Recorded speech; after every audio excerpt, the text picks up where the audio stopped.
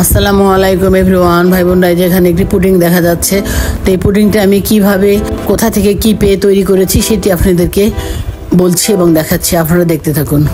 এই যে ভাই বোনরা, এখানে একটি বাদামের শরবতের বোতল দেখা যাচ্ছে। কয়েকদিন আগে আমরা কাচ্চি ভাইয়ের দোকানে খাবার অর্ডার করেছিলাম। তো সেখান থেকে আমরা কাচ্চি বিরিয়ানি, মুরগি রোস্ট, কাবাব, 4 বাটি ফিরনি, তারপরে 2 বোতল বাদামের শরবত আর 2 বোতল বোরহানি এনেছিলাম। খাবারগুলি মোটামুটি ভালো ছিল, খুব যে ভালো তাও না, আবার খুব খারাপও না, মোটামুটি চলে আর কি। তো এই বাদামের শরবতটি ভালো ছিল না বলতে আমি কি বলবো, এখানে শুধু দুধে ঠাসা আর এই কালার দেওয়া আর একটু মিষ্টি।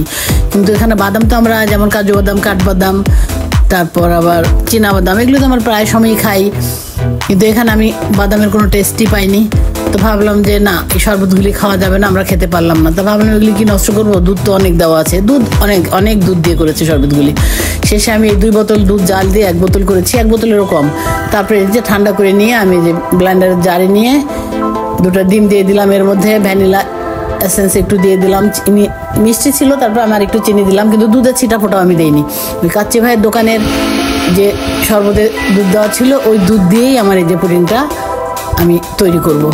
এই যে আমি ব্লেন্ড করে নিয়েছি, এখন আমি ছেঁকে নিলাম পুডিংয়ের মিশ্রণটি।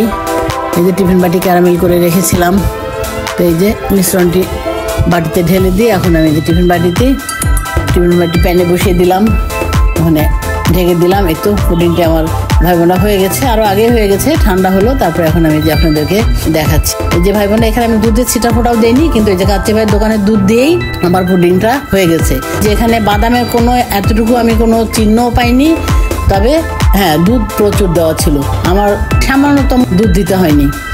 কাচ্চি ভাইয়ের দোকানের দুধ দিয়ে আমার পুডিংটা হয়ে গেল। আমি শুধু 2টো ডিম আর একটু ভ্যানিলা এসেন্স আর একটু চিনি দিয়েছিলাম।